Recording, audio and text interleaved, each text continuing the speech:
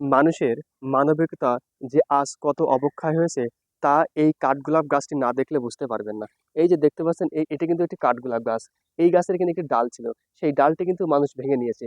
এখানে একটি ডাল ছিল, সেই ডালটু ভেঙে নিয়েছে।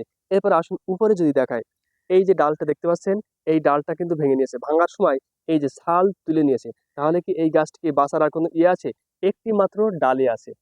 এবং এই গাছটি কিন্তু একটি স্বনামধন্য প্রতিষ্ঠান, সরকারি মাইকেল মধুসূদন কলেজে। এখানে কিন্তু অধিকাংশই শিক্ষিত মানুষ এবং সবাই কিন্তু গ্রাজুয়েশন কমপ্লিট, কেউ গ্রাজুয়েশন পড়ছে।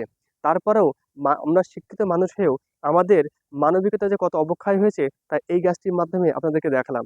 এই জন্য আমরা অমানবিক আচরণ করব না, কারণ গাছেরও কিন্তু জীবন আছে।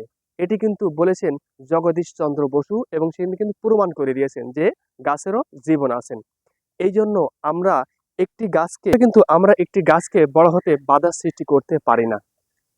কারণ গাছ যদি বাঁচে তাহলে পরিবেশ বাঁচবে, আর গাছ যদি না বাঁচে তাহলে কিন্তু পরিবেশ বাঁচবে না। এই জন্য আমরা সবসময় চেষ্টা করব গাছকে বড় হতে আমরা বাধার সৃষ্টি করব না, আরো ওই গাছকে সুন্দরভাবে পরিচর্যা করব। এই জন্য এখন থেকে আমরা সচেতন হই যেন একটি গাছ নষ্ট না হয়। কারণ গাছ যদি বাঁচে পরিবেশ বাঁচবে, কারণ গাছ কিন্তু আমাদের অক্সিজেন দেয়। আর অক্সিজেন যদি না থাকে তাহলে কি মানুষ পৃথিবীতে টিকে থাকতে পারবে? কোনো প্রাণী টিকে থাকতে পারবে না। এই জন্য আমরা গাছ নষ্ট করব না। হয়তোবা আমাদের ফুলের জন্য, ক্ষণিকের আনন্দের জন্য একটি গাছকে আমরা এভাবে বেড়ে উঠতে বাধা সৃষ্টি করতে পারি না, বা একটি গাছ আমরা নষ্ট করতে পারি না।